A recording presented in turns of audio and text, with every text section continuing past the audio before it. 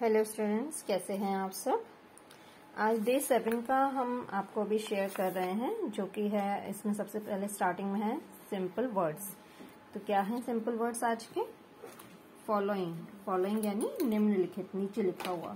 State स्थिति, fill यानी भरना, ब्लैंक खाली जगह या खाली स्थान, स्टडी अध्ययन या पढ़ना, कंप्लीट पूर्ण पूरा, चेंज बदलना या परिवर्तन करना। इन्हीं के सेंटेंसेस देख लेते हैं। जैसे फर्स्ट सेंटेंस है आंसर द फॉलोइंग क्वेश्चन। ये मोस्टली आपके क्वेश्चंस में ऊपर की तरफ लिखा होता है। इसका मतलब होता है कि जो नीचे क्वेश्चन लिखे हुए हैं उनका आंसर दीजिए। I state to say that I have. State word स्थिति के लिए यूज होता है और यहाँ पर हम मोस्टली यूज करते हैं एप्लीकेशन की फर्स्ट लाइन में कि आई स्टेट टू से, मेरी स्थिति ये है कि मैं आपसे कहूँ ये चीज। I have to say something like that, I have been suffering from fever या I have been need fee concession या जो भी आपको आगे लैंग्वेज में लिखना है। स्टार्टिंग हम यहाँ से करते हैं। फिल वर्ड यानी भरना, fill the blue colour in river, ये भी हो सकता है। And fill in the blanks, जो आपके मोस्टली एक्सरसाइज की हेडिंग्स में होता है। ब्लैंक वर्ड खाली स्थान के लिए होता है। यहाँ पर fill in the blank sentence ही मैंने बनाया है कि खाली स्थानों को भरें। स्टडी का यूज अध्ययन या पढ़ना, तो I am study in class, और आप अपनी क्लास वहां पे यूज कर सकते हैं। तो इस तरह से आप बता सकते हैं किसी को भी कि आप कौन सी क्लास में पढ़ते हैं। कंप्लीट दिस सेंटेंस, अब कंप्लीट का मतलब तो है पूरा करना या पूर्ण करना। ये मोस्टली आपको ग्रामर की हेडिंग्स मिल जाती हैं, जब जहां पे लिखा होता है कि इन सेंटेंसेस को कंप्लीट कीजिए by the articles, by the preposition और by some part of grammar such as predicate या सब्जेक्ट, जो इंस्ट्रक्शन दी होती है उस अकॉर्डिंग आपको करना होता है। तो complete this sentence. Last one है चेंज। तो चेंज आपको कई जगह यूज हो सकता है, जैसे change the gender, change the singular by the plurals. तो सिंगुलर वर्ड्स को चेंज करके प्लूरल्स में कन्वर्ट करना होता है। तो इस तरह से चेंज वर्ड हम यूज कर सकते हैं। Even change these sentences into indirect speech from direct speech, या change these sentences into passive sentence. तो ये वर्ड आपको कई बार ग्रामर के लिए हेडिंग्स में मिलता है।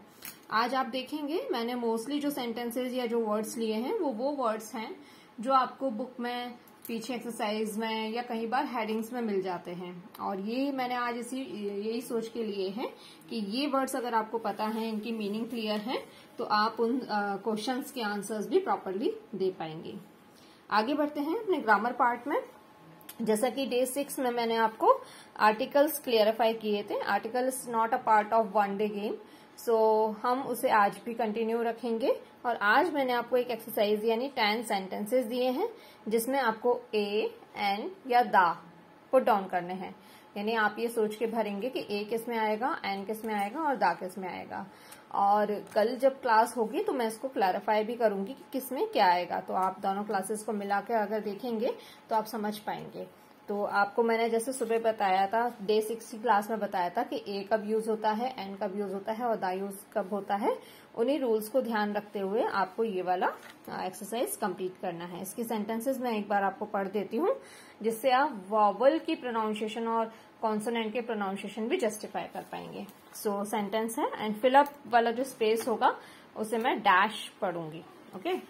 आई saw dash horse grazing in the field. Pratik is dash intelligent boy. Ramayana is sacred book of the Hindus. I found dash toy. Please take dash umbrella while going out. It was dash coldest month of the year. I have dash car which is green in color. Dash axe is a useful tool. The kiwi is dash small bird. There is dash mouse in the kitchen. So in sentences में आपको a, n या दा, इनमें से कोई भी एक चीज फिल करनी है। हम आगे बढ़ते हैं। इसके बाद है कॉमन सेंटेंसेस। तो आज के जो मैंने सेंटेंसेस आपको लिए हैं, आपके लिए लिए हैं, वो सेंटेंसेस हैं जो आपको क्लासरूम में यूज करने की जरूरत पड़ती है जब आप टीचर्स के सामने होते हैं या क्लास में होते हैं। तो अभी हम इनकी प्रैक्टिस करेंगे, जिससे आपको ये समझ में आएगा कि अगर हिंदी नहीं बोलना चाहते, आप इंग्लिश में ही बोलना चाहते हैं, तो आप कैसे उन कॉमन सेंटेंसेस को यूज कर सकते हैं। Such as first one is madam please check my work और प्लीज चेक माई होमवर्क। ये आप दोनों जगह यूज कर सकते हैं। अगर आपने तुरंत ही वर्क किया है तो आपका सिंपल आएगा प्लीज चेक माई वर्क, और अगर आप घर से करके लेकर आए हैं तो please check my homework. Meaning आपको क्लियर हो ही गया होगा कि मैम प्लीज मेरा होमवर्क चेक कर दीजिए। नेक्स्ट सेंटेंस है ma'am can I go to another class. अब कई बार होता है आप लोग ब्रदर सिस्टर्स या ब्रदर या सिस्टर सिस्टर्स भी स्कूल में पढ़ रहे होते हैं, और आपको कोई चीज लेने अपने सिस्टर या ब्रदर के पास जाना होता है, तो आप ये टीचर से पूछते हैं। तो आप इसे कैसे पूछेंगे, ma'am can I go to another class, या यहाँ पे अनदर क्लास की जगह आप क्लास 8, क्लास 7 ऐसे करके क्लास आइडेंटिफाइड करके भी बता सकते हैं। नेक्स्ट सेंटेंस है ma'am I don't have pen या पेंसिल। कई बार आप घर पे भूल जाते हैं या आपका चलते चलते बंद हो गया, रिफिल खत्म हो गई, तो आप ये यूज कर सकते हैं ma'am I don't have pen और पेंसिल। मेरे पास पेन नहीं है या पेंसिल नहीं है, तो मैम आपको कई बार होता है ना शेयर विथ अनदर वन, तो वो चीज हो जाएगी। Students note down the homework. अब टीचर क्या कह रही है कि आप अपना जो होमवर्क है वो नोट डाउन करें, तो ऑब्वियसली आप इन डायरी या इन कॉपी में आप होमवर्क नोट डाउन करेंगे। And last one is all those who know the answer raise your hand. Raise मतलब होता है उठाना या उगना, यहाँ पे रेज का मतलब है उठाना। तो आप हाथ कब उठाते हैं, जब आपको आंसर पता होता है। तो टीचर क्या बोल रही है, ऑल दोज वो सभी लोग, हु नोज जिनको पता है, द आंसर क्या पता है, आंसर पता है, वही हाथ ऊपर करेंगे। तो हाथ ऊपर कौन करेगा, जिनको आंसर पता है। तो आज का डे 7 का बस इतना ही। इस वर्क को अच्छे से कंप्लीट कीजिएगा। मैं इसका एक पिक भी आपको शेयर करूंगी, जिससे आपको वर्क करने में प्रॉब्लम ना हो। Thank you.